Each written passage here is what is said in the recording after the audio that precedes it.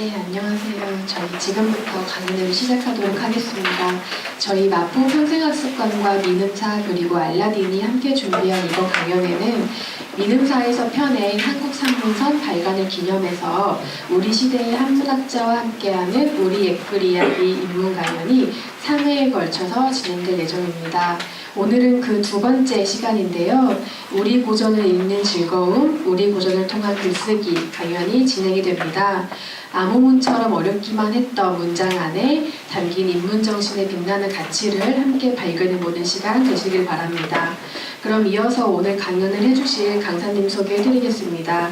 이종묵 강사님은 옛사람의 운치 있는 삶을 사랑하여 우리 옛시와 글을 읽고 그 아름다움을 분석하여 알리는 일을 하고 계시며 한국학중앙연구원을 거쳐 현재는 서울대학교 국어국문학과 교수로 재직 중이십니다. 저서로는 조선시대 경강의 별서, 우리 한시를 읽다, 한시 마중, 조선의 문화공간 등이 있습니다. 그럼 이상 소개를 마치고 강연을 시작하도록 하겠습니다. 이종묵 강사님을 큰 박수로 맞이할게요. 네, 반갑습니다. 그리고 일기가 이렇게 좋지 않은데도 이렇게 자기해서 참으로 고맙게 생각을 합니다. 더더욱 고마운 것은 아마 오늘 제가 강의할 내용, 제가 서울대학에 있습니다만 이런 강의 많이 하면 폐강됩니다. 학생들은 이런 거 어렵고 딱딱하고 굉장히 싫어합니다. 그런 점에 비해서 여기 오신 분들은 지적인 수준, 깊이가 높아질 가능성이 더 있다. 그런 점에서 더더욱 저는 기쁘게 생각을 합니다. 이번에 책을 낸 그 한국 산문서는 신라 때부터 이 20세기 이르는 시기까지 대표적인 우리나라 산문을 뽑아서 번역을 했습니다. 옛글이라고 하는 것은 크게는 공적인 것, 국가에서 필요하는 것, 혹은 사회가 필요하는 것, 그런 글이 있는가 하면 개인적인 차원의 글도 있습니다. 그래서 때로는 그 시대를 나타내는 강렬한 글이 있는가 하면 자신의 신세를 한탄하는 그런 불어의 소산으로 나오는 글도 있습니다. 그리고 또 다른 한편은 꽃과 나무를 기르면서 차분하고 조용하게 살아가려는 그런 마음도 읽을 수가 있고, 또 예나 지금이나 사람 사는 것이 크게 다르지 않기 때문에 어떻게 사는 것을 조금 더 행복하게 사는가 하는 그런 글들도 다양하게 있습니다. 그런데 오늘 제가 말씀드리려고 하는 것은 그와 같은 사적인 것보다는 조금 더 딱딱한 것을 들고 갔습니다. 그 이유는 옛글이라고 하는 것을 아마 책을 보시더라도 대체로 한글로 번역된 것만 아마 보실 텐데, 이 번역만으로 느낄 수 없는 옛글의 즐거움이 있습니다. 그런 원문을 통한 옛글의 즐거움, 그런 것을 조금이나마 여러분들이 가져가시면 좋겠다는 것과, 또 아까 이야기한 가벼운 글은 원문을 읽는 재미가 좀 적습니다. 오히려 좀 묵직한 글이 원문을 읽는 즐거움이 있다는 점을 가져왔습니다. 오늘 말씀드릴 사람은 최치원이라는 사람과 이재현이라고 하는 사람입니다. 우리 역사에서 제가 좀 불행하게 생각하는 거 보면 꼭 보면 어떤 역사를 바꾸는 주체가 국내산이 아니고 외국 유학 갔다 온 사람들이 새로운 시대를 만들었다는 것 같습니다. 바로 고려를 개국하고 고려를 만들어간 사람은 중국 당나라에 유학했던 사람들이고, 조선을 개국해서 반석에 올려놓은 사람들은 바로 고려 말에 원나라에 유학 갔던 그룹입니다. 마찬가지로 우리 대한민국은 일본 유학, 미국 유학, 그것을 가만히 생각해 보면 어떤 역사의 변혁은 내부로부터 일어나기는 참 어려운 것 같습니다. 오히려 외부의 자극이 있을 때 새로운 돌파구가 이루어지는 것 같습니다. 또 다른 한편으로 생각하면 우리가 옛 글을 읽는 것도 이것과 관련이 있을 것 같습니다. 왜냐하면 익숙한 것으로부터 새로운 것을 얻는 것이 아니라 낯선 것으로부터 새로운 것을 얻을 수가 있는 법입니다. 옛걸 한문으로 된 딱딱한 걸 그것이야말로 이제 포스트 모더니즘 이후 근대 이후에 어떤 새로운 여러 가지 문제에 대한 아이디어 그런 것도 줄 수 있지 않나 하는 그런 생각도 해봅니다. 그런 점에서 뭐 지금은 외국 가는 것이 쉽고 또 그렇지만 우리는 옛글을 통해서 오히려 과거로 그리고 바깥으로 얼마든지 갈 수 있는 그런 장점도 있습니다. 최치원이라는 분은 여러분들 잘 알겠습니다만 12살 때 조기유학 된 사람입니다. 요즘도 뭐 초등학교 때 조기유학 가죠.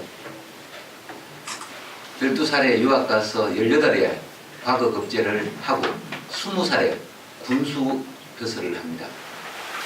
그리고 28살 때 그 당시 당나라에 반란이 황소라고 하는 사람이 반란을 일으키는데 그 반란군에 톱을 하는 장군의 막부로 들어가서 오늘 읽어볼 경문을 짓게 됩니다. 그 글 썼을 때가 28입니다. 그 글 하나로 바로 이 신라에서 온 최치원이 얼마나 대단한 작가인가 하는 것을 입증을 해 보인 셈입니다. 그리고 28살에 신라로 귀국을 합니다.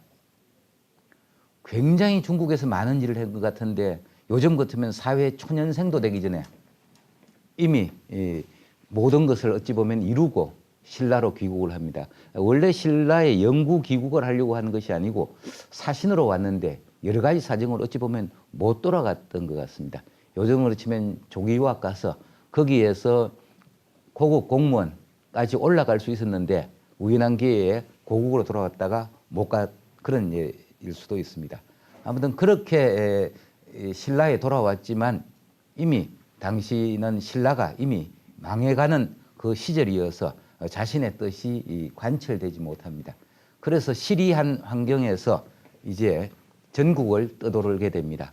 그래서 우리나라 도처에 가면 최치원 이름 안 나온 데가 없습니다. 부산 해운대, 뭐 심지어 간 적도 없을 것 같은데 안동에 가면 청량산이 있는데 거기에 최치원의 이름을 딴 치원봉 뭐 이런 것들이 다 있습니다.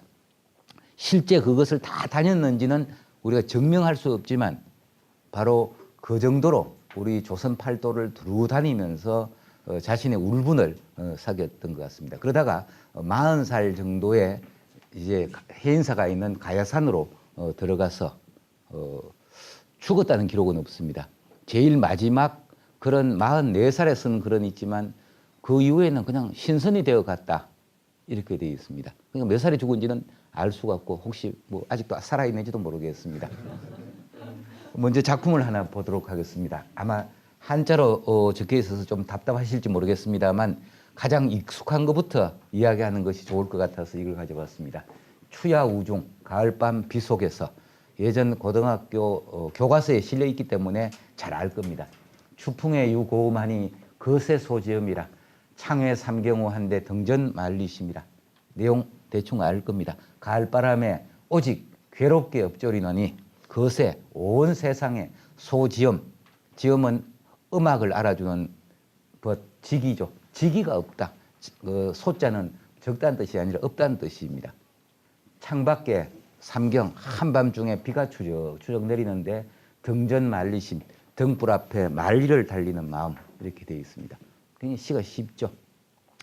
이 작품이 등전 말리심, 등불 앞에 말리를 달리는 마음 이것 때문에 당나라에서 그 있던 시절 말리 떨어진 신라를 그리워해서 지은 시다. 아마 이렇게 배웠을 겁니다. 그건 사실하고 조금 다릅니다. 이 시를 조금 더 분석해 보면 이렇습니다. 가을 바람이 부니까 또 한 해가 갑니다. 그런데 고음이라고 하는 것은 신세한탄하는 그런 시를 짓는다는 뜻이 아니고 영혼을 소진해서 시를 짓는 겁니다. 시를 지을 때 이태백 같은 사람은 천부적인 자질을 타고났기 때문에 술 한잔 먹고 시를 쫙 씁니다. 당현종한테 불려갔을 때는 당현종 앞에 오바이트를 하고 그럼 당현종이 수건 가지고 토한 것을 닦아주면 거기 시를 쓰는 사람입니다. 거기 비해서 두보 같은 사람은 입을 덮어 쓰고 한 글자 한 글자 다듬어서 시를 쓰는 사람입니다. 둘 다 대단히 뛰어난 시인이지만 바로 그와 같은 작가는 두 가지 유형이 있는 것 같습니다. 그러나 우리가 배울 수 있는 것은 두보형이지 아마 이태백 같은 형은 우리는 배워서 알 수 있는 것은 아마 아닐 겁니다. 그런데 왜 고음이라는 말을 쓰느냐? 또 한 해가 이렇게 지나가는데 유일하게 내가 할 수 있는 것은 영혼을 소진시켜서 좋은 시를 쓰는 것밖에 없다. 그런데도 온 세상에서는 아무도 나를 알아주지 않는다고 이야기를 했습니다. 온 세상에 아무도 알아주지 않는다는 것은 내가 신라에 돌아와서 할 수 있는 것은 좋은 시를 남겨서 그것으로서 역사에 업적을 남기려고 했는데 사람들은 그것도 몰라죠. 마음이 답답하죠. 그 답답한 마음이 한밤중 추적추적 내리는 비로 그려집니다. 비 오면 슬프죠. 추적추적 가을밤 비 내리는데 마지막 구절이 아주 멋이 있습니다. 등전말리심, 등불 앞에 만리를 달리는 마음. 여러분들도 인생의 큰 비애를 겪으면 그냥 어디론가 멀리 떠나고 싶죠. 등전말리심이라고 하는 게 어디론가 멀리 그냥 사라지고 싶은 마음, 그런 마음입니다. 그러면서 마지막 구절에서 이 어떤 조그마한 집에 시인이 앉아 있는데 그 방 안은 보이지 않지만 문으로 어떤 시인이 늦은 밤까지 잠들지 못하고 고민에 빠져 있는 모습, 그런 풍경이 마지막에 딱 남아 있는 거죠. 이것이 바로 신라에 귀국해서 떠돌아다니던 시절에 그 마음을 쓴 겁니다. 이렇게 대단히 뛰어난 작가임에도 불구하고 이제 말년은 이와 같이 불우했던 겁니다. 그런데 고려 시대 때 이규보라고 하는 대단히 뛰어난 문인이 있었는데 그분이 불만을 제기했습니다. 이 중국 놈들 쫀쫀하다. 왜냐? 최치원하고 같은 시대를 살았던 그 당시 중국 당나라 문인들하고 비교해봐도 최치원이 훨씬 뛰어난데 자기 민족이라고 해서 중국인들은 높게 평가해서 당서라고 하는 중국 역사서에 커다랗게 쓰고 최치원은 더 뛰어난데도 한족이 아니라고 해서 옳게 서주지도 않았다. 그렇게 불만을 이야기를 했습니다. 이미 고려 때부터 최치원은 바로 이 당대 세계라고 하는 것은 동아시아에서 중국이죠. 거기 최고의 작가로 자리했다는 것이 인정된 겁니다. 쉽게 이야기하면 이겁니다. 지금 그 초등학교 때쯤에 미국 유학 가서 거기에서 영어로 학위 논문 쓰고 박사되고 그것뿐만이 아니라 거기 문단, 미국 문단에서 영어로 시를 쓰고 글을 지어 소설을 짓고 문인으로서 그 중국 미국인들을 능가하는 작가가 지금 현재 있을 수 있겠어요? 그런데 그것을 했다는 사람입니다. 그 점에서 바로 최치원은 세계적인 인물이라고 할 수 있는 겁니다. 그 당시로. 또 다른 분 이재현이라는 분은 바로 세계 제국 원나라가 고려를 식민화시킨 원 지배기의 인물입니다. 이 사람도 아주 천재적인 인물이어서 15살 때 과거 급제해서 쭉 벼슬 하다가 30살 때부터 중국 도처를 돌아다닙니다. 그 당시 시대가 어렵기 때문에 임금을 따라 촉당, 지금 중국 제일 서쪽, 강남 땅, 중국 남쪽까지 아마 역대 우리나라 사람 중에서 가장 중국을 넓게 가본 사람은 아마 이 이재현이 아닌가 생각을 합니다. 그러면서 이분은 이 산문에 있어서 가장 뛰어난 인물로서 바로 김부식 삼국사기를 쓴 김부식과 함께 이름을 나란히 합니다. 김부식의 온달 전 아마 다음 주에 정민 교수가 강의를 할 텐데 아주 재밌게 들으실 수 있을 겁니다. 이분의 시도 하나 함께 서술격으로 보고 들어가겠습니다. 산중설야, 산 속에 설야, 눈 내리는 밤, 지피생한 불등함한데 삼일야 불명종이라 응진숙계 계문조나 요가남전 설합송이라. 지피, 종이지자, 이불피자입니다. 종이이불. 당시에는 비단밖에 없었기 때문에 이 신문지 덮고 잔 겁니다. 한 불, 차가운 그 생한 한기가 생겨나는데 불덩, 이 절간에 켜놓은 등불이 어둑한데 삼일야 불명종이라 삼위성은 이랴 밤 내내 불명종, 종을 울리지 않는다. 응진 아마도 꾸짖을 것이다. 꾸짖을 진짜입니다. 숙객, 자러 온 투숙객이 개문조, 문을 일찍 열었다고 응진, 꾸짖겠지만 요간 암전 서랍송이라. 요는 무엇을 하고자 한다는 겁니다. 간, 보려고 한 것이다. 암전, 암자 앞에 서랍송, 눈이 소나무를 누르고 있는 것을 보려 합니다. 이런 겁니다. 내용은 뭐냐 하면 한겨울 눈 오는 날 절간에 암자에서 하루를 잡니다. 그런데 좋은 이불이 없으니까 오들오들 뜹니다. 그럼 이 밤이 언제 새나? 빨리 아침에 와야지 조금 덜 추울 텐데 그런 마음이 들겠죠. 거기다가 등불까지 좀 환하면 조금 온기가 느껴질 텐데 그것도 없습니다. 그래서 종이 이불에 한기가 일어나서 불등조차 어둑한데 답답하죠. 거기다가 이 새벽이 되면 종을 쳐야 될 삼위성은 눈이 많이 와놓으니까 종도 안 치고 농땡이를 치는 겁니다. 그러면 도대체 지금이 몇 시인지 알 수가 없죠. 아마 불면증이 조금 있는 분들은 이런 경험을 해봤을 겁니다. 아, 빨리 아침에 왔으면 좋겠는데 잠은 안 오고 날씨는 춥고 몇 시인지 알 수는 없고 마음이 답답한 상황입니다. 아마 이것이 이 시대 원나라의 압제를 받는 지식인의 그 상이 여기에 투영된 것 같습니다. 그런데 이 삼위성이라는 어린 성녀가 내가 아침부터 일찍 나가가지고 문 열고 막 나가서 무엇인가 하려고 하니까 애가 속으로 욕을 하겠죠. 저 노인네 저 양반 뭐 있다고 눈이 와가지고 어차피 밖에 나가봤자 아무것도 못할 텐데 새벽부터 저렇게 부산을 떠느냐 하고 구시렁대겠지만 그러나 나는 눈에 푹 꺼진 소나무 그것을 내가 보려고 한다.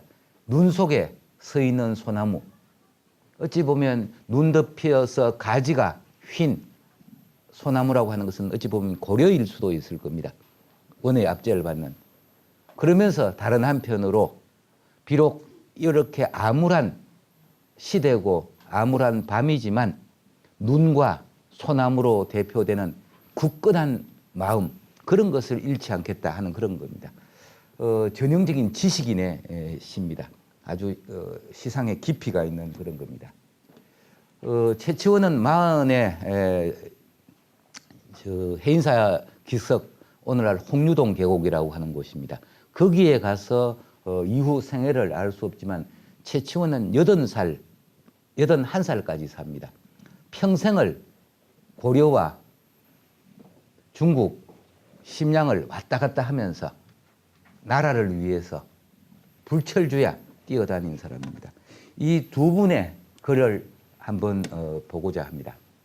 이 격황소서라고 하는 겁니다. 글자가 좀 어렵습니다만 격은 경문이라고 하는 겁니다. 경문은 전쟁을 할 때 선전포고를 하는 것이 경문입니다. 황소라는 사람은 원래 소금 장사로서 돈을 좀 벌었다가 그것으로서 이제 지방의 장군이 되었는데 그것을 바탕으로 해서 반란을 일으켰습니다. 그 반란군의 숙에 황소에게 보내는 경문입니다. 왜 경문을 쓰느냐? 상대편에게 너 항복해라. 그렇게 이야기를 하는 한편 내적으로 우리가 얼마만큼 정당한 명분 있는 전쟁을 하는가 해서 아군의 사기를 높이는 것, 이 두 가지 목적이 있다고 생각을 하면 될 겁니다. 그러면 이런 거는 설득력이 있어야 될 겁니다. 어떻게 설득을 할 것인가? 예전 글들은 굉장히 논리적이고 그렇습니다. 그러나 예전 글과 지금 글의 가장 큰 차이점은 명분을 따집니다. 요즘은 이 명분을 잘 안 따지는 사람들이 많죠. 정명이라고 하는 말이 있습니다. 논어에 바를 정자 이런 명자. 명분을 바르게 하는 것, 그것에서부터 우리 삶이 시작이 되는 법입니다. 그래서 이 정명, 명분을 바르게 하는 정신, 그것이 좋은 글의 첫 번째 바탕이 됩니다. 상대방을 설득하기 위해서는 명분이 있어야 되겠죠. 그 명분을 뚜렷하게 세워주는 것, 그것이 글의 첫 번째입니다. 그러면서 그것과 함께 어떻게 하면 글을 잘 쓰느냐라고 했을 때 키워드를 잘 잡아내야 됩니다. 글을 구상할 때는 나의 명분이 무엇인가, 나의 정당성이 무엇인가 하는 것과 함께 그 다음에 글을 엮어 나갈 때 어떻게 키워드를 엮어 나갈 것인가, 그것을 먼저 딱 떠올려야 됩니다. 이 글은 보면 수정 수상왈 도요 임의재변왈 권이라 되어 있는데, 이런 것을 사륙 변려문이라고 하는데, 전문용어로 사륙이라고 하는 것은 저기에 보면 대체로 4글자, 6글자가 기본적인 율조를 이루고 있습니다. 그리고 변려라고 하는 것은 두 말이 나란히 달리는 모습을 형용한 말입니다. 그러니까 모든 글은 2개씩 짝을 딱딱 맞추어 가지고 글을 써나갑니다. 그러니까 글 쓰기가 굉장히 어려울 겁니다. 형식적으로 딱 이렇게 정해져 있으니까. 첫 번째 보면 수정, 수상, 정도를 지키고, 수상, 정상적인 것을 닦는 것, 그것을 도라고 하고, 임의재변, 위험에 임해서 재변, 변화를 통제하는 것을 권이라고 한다. 이른바 정의의 글쓰기죠. 제일 먼저 A는 무엇이라고 하는가 하는 개념 정의부터 합니다. 저기서 도와 권이라고 하는 개념을 씁니다. 도는 어떠한 환경에서도 변할 수 없는 원칙, 원리가 도입니다. 권이라고 하는 것, 저 글자도 재미난 글자입니다. 이 권력이라고 할 때 저 권자를 쓰죠. 원래 저 권자는 저울입니다. 그 천칭 저울입니다. 균형이 딱 맞는 것이 권입니다. 예전에는 이 저울을 가진 사람이 권력을 가진 사람입니다. 법원에 가면 저울 있죠. 그 저울이 공정하다는 뜻을 표방한 것이지만 그 내면에는 그게 바로 권력입니다. 공정하게 한다고 하는 것, 그건 아무나 할 수 있는 게 아니죠. 예전에는 신만이 할 수 있는 것이 공정하게 하는 것이고, 임금이 할 수 있는 게 공정한 것인데, 그게 인간이 하면 판사가 하는 것이니까 이 저울이라고 하는 것이 얼마나 어마어마한 뜻인지 알 수 있을 겁니다. 그런 한편 이 권이라고 하는 것은 임시방편이라고 하는 뜻도 있습니다. 예를 들면 논어의 맹자에 보면 형수의 손을 잡아서는 안 된다.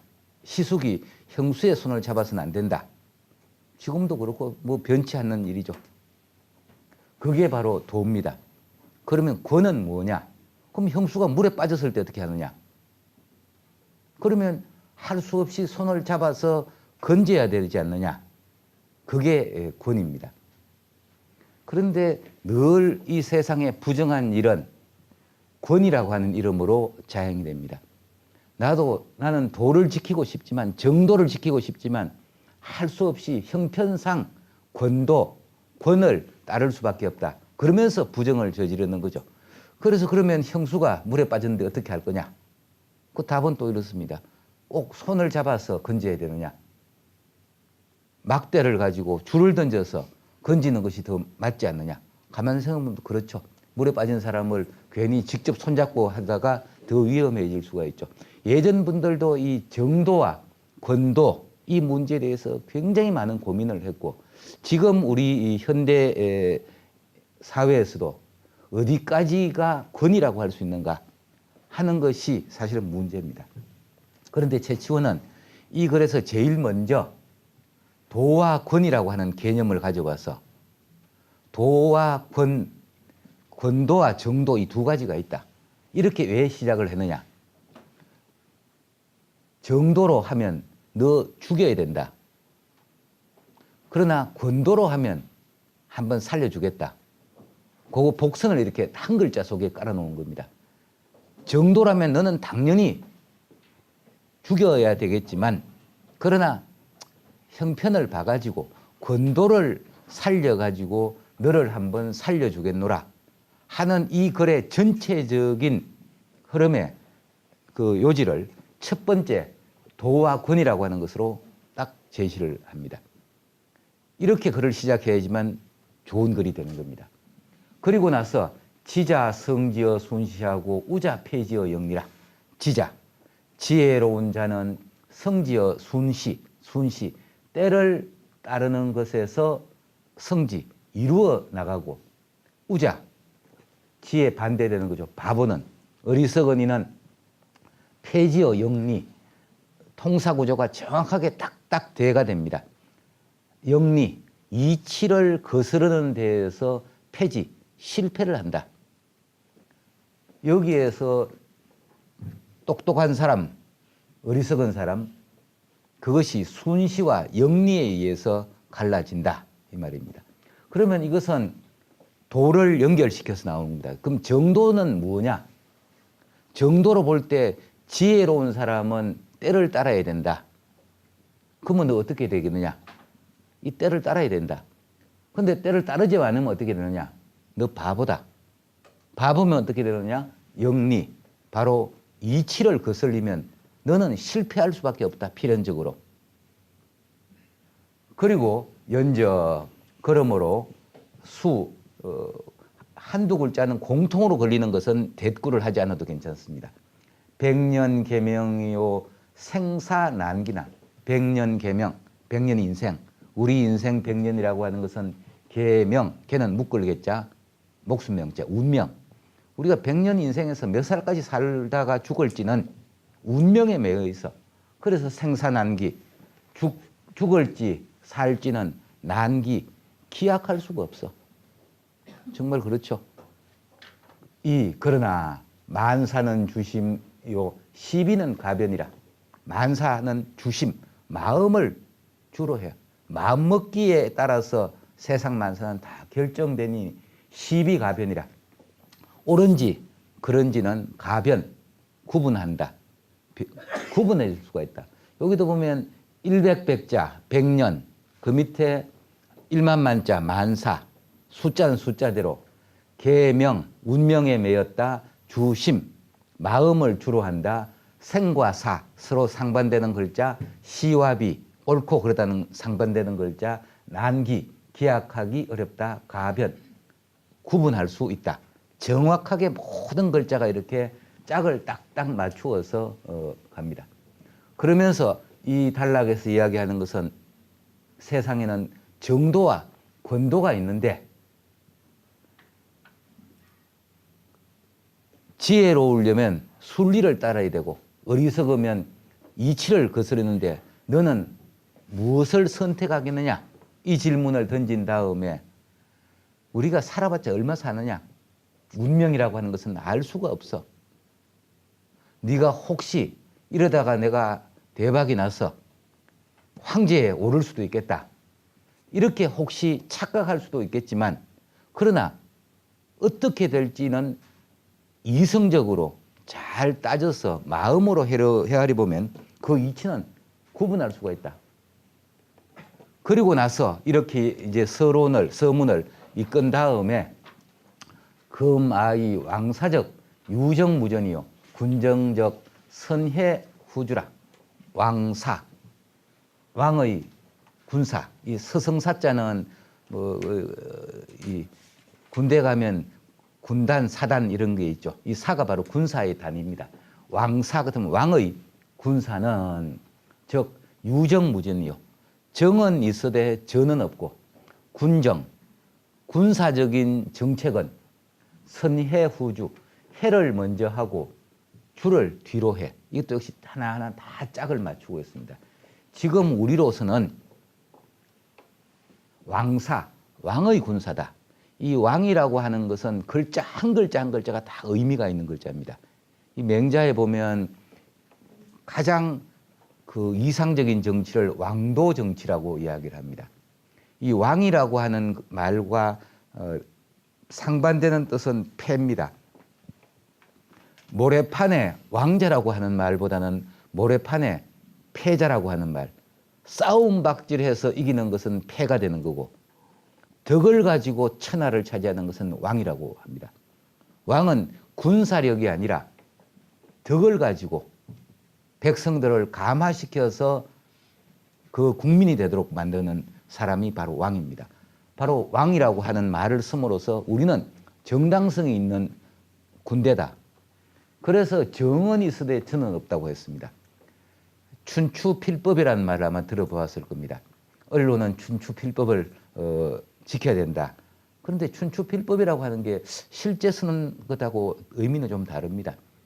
춘추필법은 직설적으로 이야기하는 게 아닙니다. 춘추란 책을 보면 공자가 어떤 때는 그 사람의 이름을 적고 어떤 때는 그 사람의 자를 적고 어떤 때는 그 사람의 벼슬 이름을 적습니다. 때에 따라서 그 사람을 호칭할 때 있어서 다 다르게 합니다. 그것에 뜻이 있다는 겁니다. 예를 들어서 정과 전, 정은 정벌한다는 뜻이죠. 전은 싸울 전자죠. 그러면 번역을 할 때는 정과 전의 차이가 없는 것처럼 보입니다. 그런데 정은 있고 전은 없다.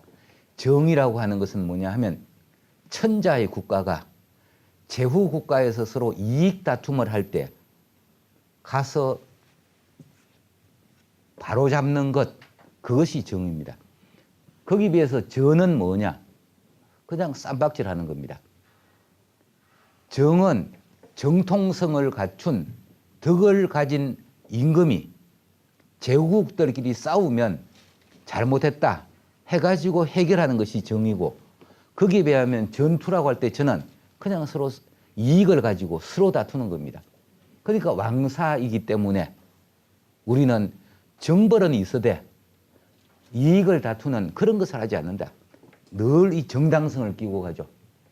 그렇게 해놓고 그 다음에 뭐라고 하느냐? 군정, 군사의 행정에서는 은혜를 먼저 하고 후주, 주는 죽일 주자입니다. 죽이는 것을 나중에 해. 앞에 말하고 말을 엎은 거죠. 우리는 당연히 너를 죽여야 된다 라고 이야기를 하면서 계속 권도를 계속 연결시켜다는 거죠. 정도로는 유정무전하기 때문에 당연히 너희를 죽여야 되겠지만 권도를 쓰면 바로 군사적인 정책에서는 한번 봐줘가지고 살려주고 죽는 것을 뒤로 한다, 이렇게 한 겁니다. 그러니까 첫 문장에 나오는 정도와 권도라고 하는 것을 이 톱니바퀴가 돌아가듯이 쫙 연결을 시켜 나갑니다. 그리고 나서 장기 극복 상경 하야 고차 부진 대신하니, 장차 기약한다. 극자는 이길 극자입니다. 극복한다고 할 때 요즘 극복하고 똑같은 글자입니다. 극복이라고 하는 것은 회복하는 것, 수복하는 겁니다. 상경, 서울을 극복, 회복하기를 기약하여서 이때 수도 장안을 황소에게 뺏겼습니다. 이미 관군이 사실은 무너진 상태입니다. 그런데도 큰 소리 뻥뻥 칩니다. 그래서는 이제 곧 장안을 우리가 회복할 것이므로 고차, 정말로 또한 부신, 베풀 부자, 펼칠 진자, 베푼다는 겁니다. 대신 큰 믿음을 펼치려고 한다. 대신이라고 하는 건, 믿음이라고 하는 건 뭐냐면 은혜입니다. 어차피 조금 있으면 장안 수복될 테고 너희들 다 죽을 텐데, 그렇지만 너희들이 순순히 물러가면 살려줄 것이다. 그래서 큰 믿음을 이제 펼치려고 하니까, 그러니 경성가유, 공경하게 성 받들어라. 가유, 아름다운, 유는 가르칠 유자입니다. 아름다운 가르침을 삼가 받들어서 용접 간모, 접은 거칠 접자입니다. 그렇게 해서 간모, 간사한 꾀를 거치거라. 이렇게 이제 대목을 끝을 냅니다. 이렇게 해서 한 단락을 하고 나서 다시 문장의 전환을 해줘야 되겠죠. 어떻게 전환을 하느냐 하면 차여, 또 너는 소시하망 취위 경적하니, 소실은 평소입니다. 평소에 하망, 뭘 하자, 이 백성명자입니다. 먼 시골 골짜기 백성으로서 취위 경적, 글자가 조금 어렵습니다만 번역문이 있으니까 이 부분은 그냥 빨리 넘어가도록 하겠습니다. 평상시에 먼 촌놈이 치위 경적, 갑자기 경적, 센 적이 되어가지고 우인성세, 우연히 성세, 성성장구해서 성성성세를 타가지고 첩감난상이라 문득 감히 난상, 상도를 어지럽혀가지고 수내 마침내 이에 포장화심하여 절롱신기라 포장화심 재앙이 되는 화의 마음을 포장 가슴에 안고 숨기고서 절롱신기 신령한 그릇 바로 황제의 자리입니다. 황제의 자리를 훔칠 절자 놀릴 농자 농락을 한다는 겁니다. 훔치고서 농락을 해가지고 침령 성궐 침입해서 깔아뭉개는 겁니다. 성궐을 침입해서 뭉개고 예독 궁위 글자가 좀 어렵습니다. 궁위는 궁궐입니다. 궁궐을 예독 더럽힐 예자 더럽힐 독자입니다. 궁궐을 더럽혀 이렇게 죄를 많이 지었으니 기당죄 극도천이라 하야 필견 패심도지라 이미 죄극도천 죄가 도는 물이 질펀한 겁니다. 그 죄가 도천 하늘에까지 질펀하게 찼어. 그러니 필견 반드시 보게 될 것이다. 무엇을 보느냐 하면 패심 그 실패하는 것이 심 깊어가지고 도지는 피칠갑을 칠할 도자 도색작업이라 할 때 도자입니다. 지는 땅에 칠한다는 것은 땅에 피칠갑을 한다는 겁니다. 그러니 너는 반드시 크게 실패해서 땅에 피칠갑을 할 것이다. 그러니까 앞부분에서 권과 도를 가지고 당연히 너희를 죽여야 되겠지만 한번 봐줄 테니까 빨리 항복해라. 이렇게 글을 열은 다음에 그리고 나서 그 죄상을 이야기합니다. 네가 무슨 돈 있고 빽이 있느냐. 그냥 촌놈이 우연히 뭉쳐가지고 난리 일으켜가지고 잘 되네. 그러다가 이제 궁궐을 뭉개고 이제 장안까지 차지해가지고 임금이 한번 돼볼까 이렇게 생각하고 있는데 그것이 얼마나 큰 죄인지 너 알지 않느냐. 그 죄의 결과는 땅에 피칠갑을 하는 그런 패가망신의 경지가 곧 있을 것이다. 이렇게 이야기한 다음 그 다음 또 이렇게 나갑니다. 황여 출자 여염지 말하야 기어 농무지간 게다가 너는 여염 시골 골목 뒷골목에서 여염지 말 여염집 끝에서 출자 나와가지고 기어 농무지간 농무는 논두렁 밭두렁입니다. 논두렁 밭두렁 사이에 일어났다. 그러니까 이렇게 너는 촌놈이다 도적놈이다 이렇게 이야기하는 것은 너는 황제가 될 그런 그릇이 아니고 너는 그냥 농사꾼이고 그렇게 해서 상대를 계속 깎아내리는 겁니다. 그래야지만 아군의 입장에서는 저건 별거 아니다 그런 생각을 갖겠죠.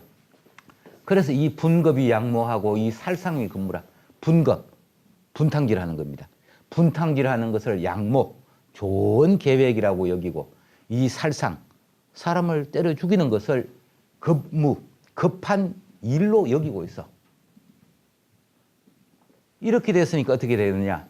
유대건 가히 탁발하고 무소선 가히 속신이라. 대건, 건자는 허물건자입니다. 큰 허물이 있어. 무슨 허물이냐. 탁발은 탁발성. 머리 빡빡 미는 게 탁발이죠. 죄인들은 예전에 머리를 빡빡 밀었습니다. 그래서 머리를 빡빡 밀 만큼 그런 큰 잘못은 있을지언정 소무소신의 속신은 몸을 용서하는 것, 속죄하는 것, 몸을 속죄해 줄 수 있는 조그마한 선행도 없어. 너의 결과는 이제 죽음에 이를 큰 잘못밖에 없고 도저히 여기에서 빠져나갈 수가 없다. 그러니 어떻게 하느냐. 불류 천하진 개사육하고 어격 지중직위 이의 음주라. 천하지인 온 세상 사람들이 개 모두가 사 생각한다. 현육. 현은 드러날 현자입니다. 육은 살육이라고 할 때 육자죠. 드러내놓고 너를 죽이려고 생각할 뿐만이 아니라 억역, 거기에서 더 나아가 지중지기, 저 땅 속에 있는 귀신들조차 이미 의논을 해서 몰래 죽이는 것, 몰래 너를 죽이려고 다 생각을 하고 있어. 살아있는 사람은 또 대놓고 너를 죽이려고 하고, 심지어 귀신조차도 너를 잡아가려고 한다. 겁을 엄청 준 겁니다. 그래서 이 대목을 바로 황소가 읽다가 놀라가지고 의자에서 굴러 떨어졌다는 겁니다. 과연 그렇게 할 수 있는 글인지는 모르겠습니다만 그렇게 되어 있습니다. 종료 가기요원 하나, 조합 망신탈원이라. 비록 가기유혼, 기운을 빌려가지고 유혼, 지금 너 혼을 놀리고 있긴 하지만, 잠시 기운 빌려가지고 너 지금 살아서 숨쉬고 있긴 하지만, 조합, 조만간 망신탈백, 정신을 잃어버리고 탈백, 영혼을 뺏기게 될 것이다. 범위인사는 막약자지라. 대개 인사라고 하는 것, 사람 일이라고 하는 것은 막약자지하니 스스로를 아는 것만 한 것이 없어. 네 스스로를 알아라. 오불망언하니 나는 망언을 하지 않아. 헛소리 안 하니까 여수심청하라. 너는 꼭 들을지어다. 이렇게 됩니다. 물론 그 뒤에도 쭉 이어집니다. 요 맛배기로 앞부분 일부를 읽고 나누어 드린 그 유인물 전체를 보면 이렇게 얼르고 협박하고, 그것이 바로 이 도와 권, 이것을 가지고 문장을 어떻게 연결시켜 나가는가 하는 그 맛을 좀 보실 수 있을 것 같습니다. 그 다음 이재연의 글을 보도록 하겠습니다. 제목이 상원백주 성상서입니다. 번역이 다 되어 있기 때문에 그 번역문하고 함께 생각을 하시면 될 것 같습니다. 상은 올린다는 것이고, 원백주 성상, 이름이 백주입니다. 원나라 재상입니다. 원나라 재상 백주 성상에게 상 올리는 편지입니다. 요즘 편지라고 하는 것은 다 사적인 영역의 글쓰기지만, 예전에는 외교 문서까지도 편지로 다 했습니다. 지금도 뭐 미국이나 이런 데 추천서라든가 하는 그런 것도 다 편지로 하죠. 이제 편지를 보낸 겁니다. 왜냐?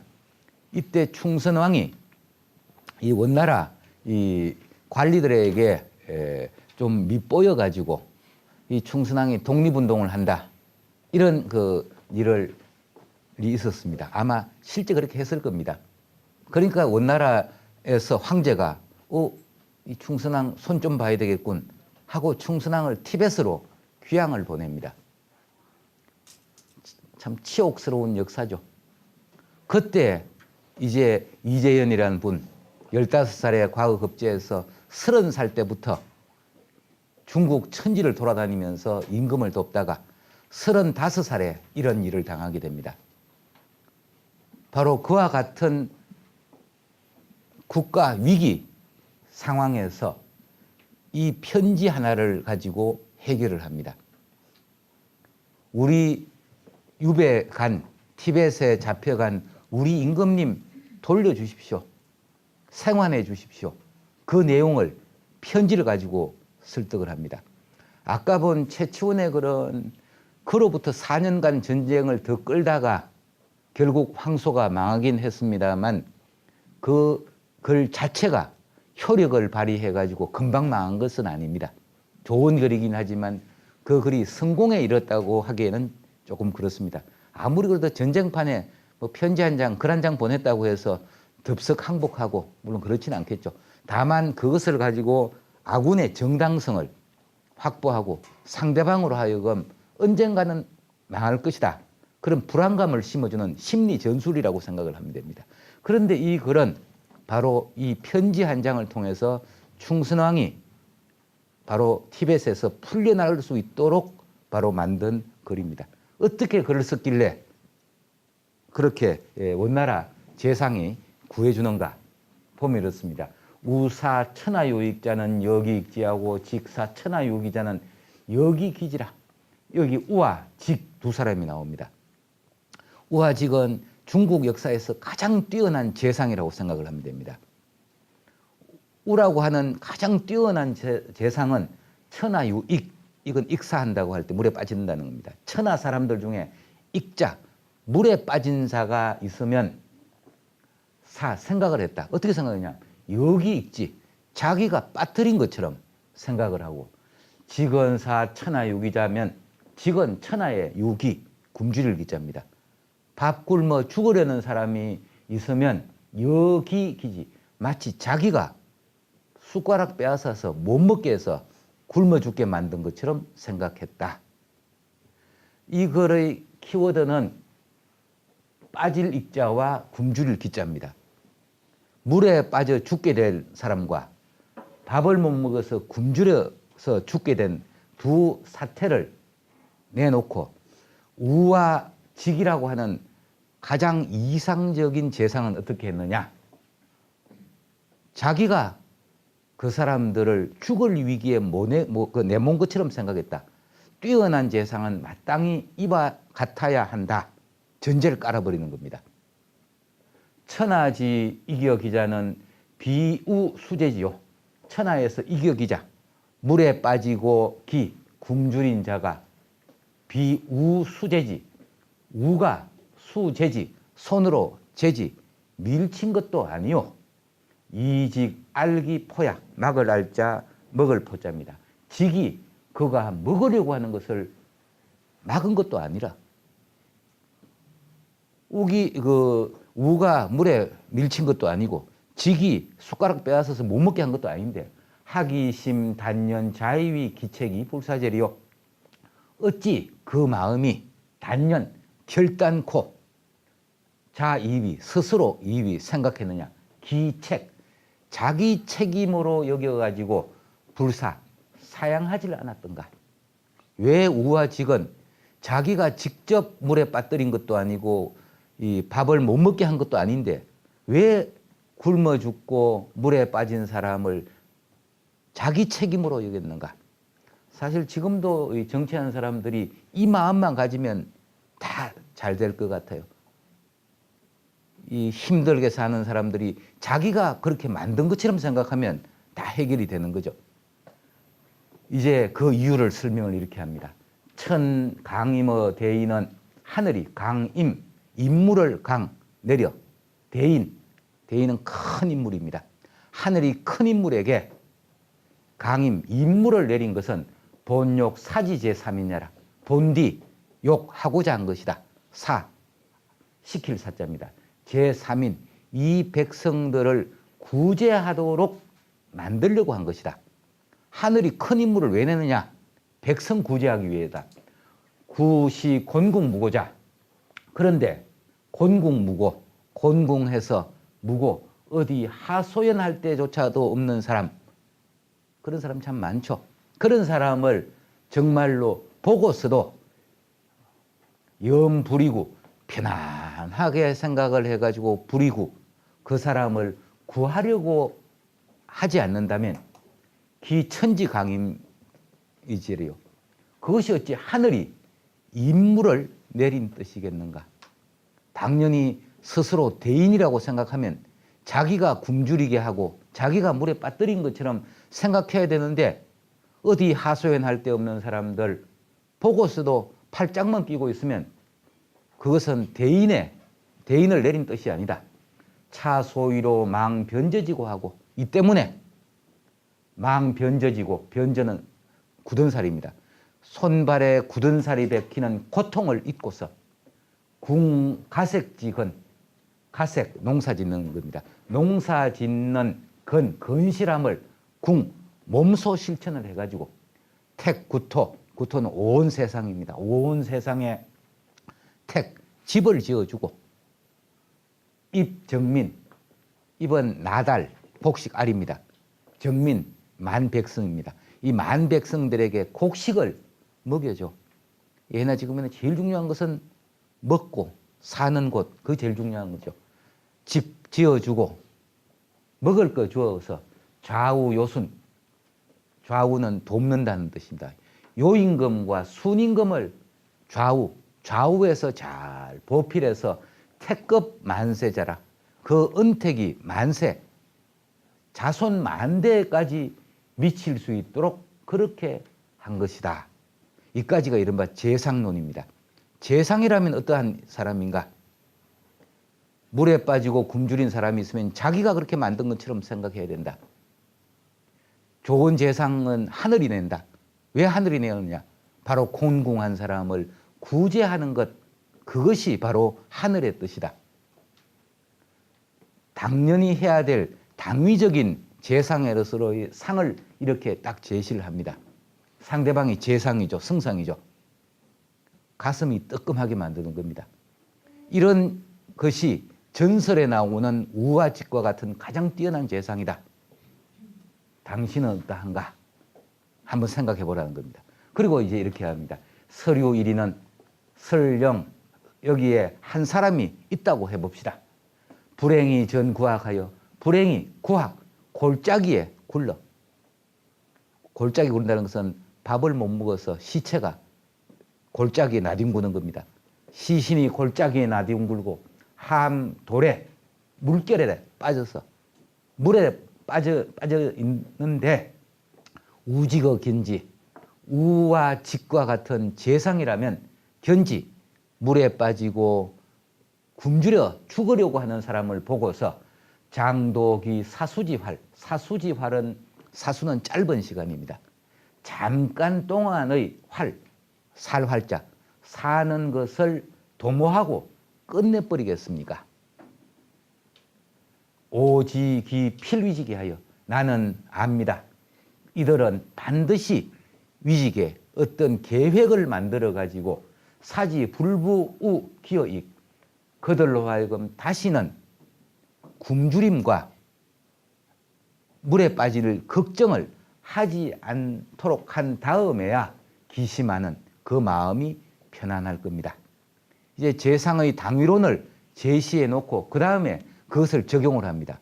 그런데 우화직의 시대보다도 더 불행해서 아예 그냥 시체가 되어가지고 골짜기에 굴을 정도고 아예 큰 파도 속에 그냥 빠져 있는 그런 위기 상황이라면 우화직과 같은 사람은 어떻게 하겠느냐? 단순하게 그 사람들 물에 빠진 사람을 건져주고 혹은 배고픈 사람 밥 한 숟가락 먹여서 당장 숨을 붙여놓는데 거기 끝내겠느냐? 아니라는 거죠. 다시는 굶주릴 걱정을 하지 않고 다시는 물에 빠지지 않을 정도의 한 단계 업그레이드 된 상태로 만들고 난 다음에야 그만둘 것이다. 이 논지는 이겁니다. 우화직은 이렇게 해서 위대한 재성이 됐다. 그런데 우화직보다도 더 불행한 사람이 있다. 그럼 어떻게 해야 되느냐? 당연히 우화직의 마음이라면 그 사람들로 하여금 단순하게 굶주리고 물에 빠지는 것을 넘어서서 그 다음 단계까지 편안하게 만들어줘야지만 바로 그것이 재상으로서 우화직과 같은 뛰어난 재상이 할 일이다. 이렇게 합니다. 그 다음에 생략한 부분은 뭐냐 하면 이제 한 번 더 저자세를 취합니다. 우리 임금님 알고 보면 원나라 공주하고 결혼한 한 집안 아니냐. 거기다가 우리가 재빨리 원나라가 공격했을 때 재빨리 우리가 항복해가지고 원 세계 제국을 만드는데 우리가 기여한 것도 아니냐. 정말 비굴하게 쭉 또 깔아나갑니다. 한 번은 비행기를 태워가지고 당신 정말 위대한 재상이다. 위대한 재상이라면 당연히 이렇게 해야 될 것이다. 그렇게 하고 있는지 한번 생각해보라. 그리고 나서 톤을 확 바꿔가지고 우리 임금님 정말 불쌍하다. 불쌍할 뿐만 아니라 대놓고 보면 다 천자의 황실을 하고 연결되어 있는 그런 집인데 좀 봐주면 안 되냐. 이런 이야기를 합니다. 그래 놓고 마지막에 하나를 더 딱 깔아놓습니다. 그리고 나서 복망 엎드려 집사께 바라는다. 기상력 구어초 이미 처음에 역구 힘써 우리 임금을 구해 주었으니 무망 종해후 나중에 종해 은혜를 끝까지 베푸는 것을 잊지 말았으면 좋겠습니다. 처음에 우리 임금님 위기에 처했을 때 당신이 옆에서 좀 거들어가지고 사형당하지 않고 그냥 유배 가는 정도로 끝을 내줬으니 정말 고맙다. 그 이야기가 앞에 나왔습니다. 그 말을 받아가지고 정말 우리 성상은 처음에 힘써 우리 임금님 목숨을 구해주었고 그랬으니 처음에 잘하면 뭐하느냐? 끝을 잘 맺어야 된다. 그래서 나중에 그 은혜를 끝까지 베풀 수 있는 그 마음을 잊어서는 안 된다. 그래서 주총은 황제의 귀입니다. 총명하다고 하는 말이 총은 귀가 밝은 것이고 명은 원래는 날일자가 아니고 그게 눈목자입니다. 눈이 밝은 것이 명입니다. 이 주총은 임금의 황제의 귀입니다. 황제가 들을 수 있도록 부진 잘 아뢰어 가지고 도선 천택 비환고국 도선 인도를 하라. 천택 하늘의 은택이 비환 비는 사역동사입니다.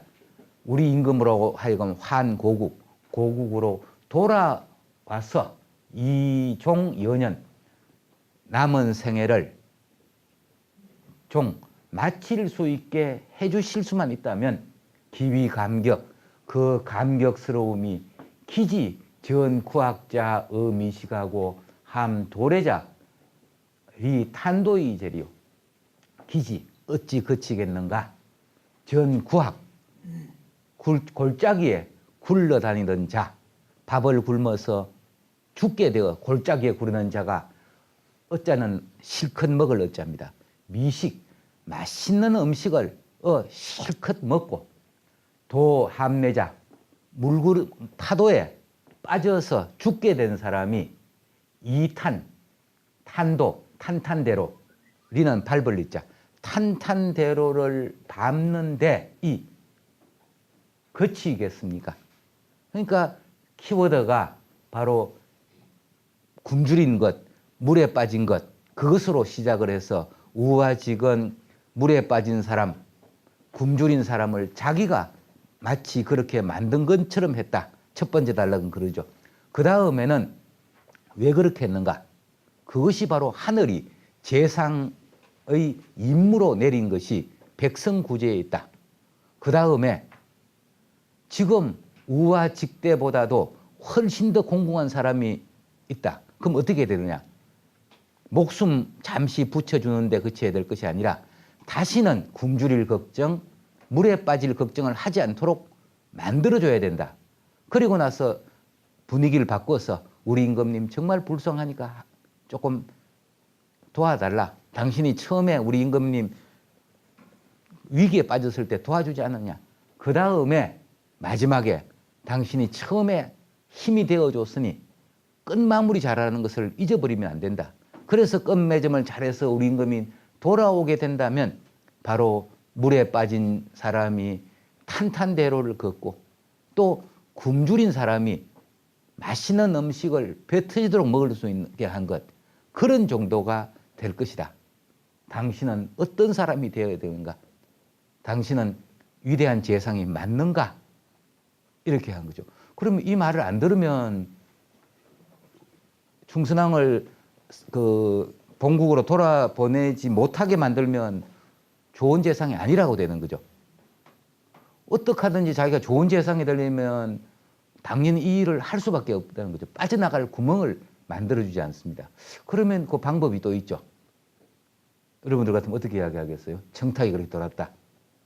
조금 기다려보자 이렇게 하겠죠. 제일 하기 좋은 말이 그거죠. 지금 분위기가 안 좋으니까 분위기 좋을 때까지 조금 기다려보자. 아마 그렇게 이야기할 겁니다. 이재현은 그 싹까지 싹 잘라서 도망을 못 가게 합니다. 약위 시의가야라. 만약 때가 아직 아니다 해서 고서위지 일부러 천천히 해가지고 일연월인 날로 끌고 달로 끌어서 날로 달로 줄질 끌다가 어떻게 되느냐.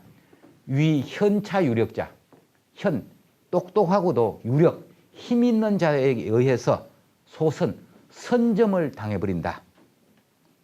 당신은 아직 때가 아니다. 조금 더 있어보자 하고 있는데 당신보다도 더 똑똑하고 더 힘있고 이런 사람이 충선왕 먼저 돌아가게 해버리면 그러면 천하지사 온 세상 선비들이 뭐라고 이야기할 거냐.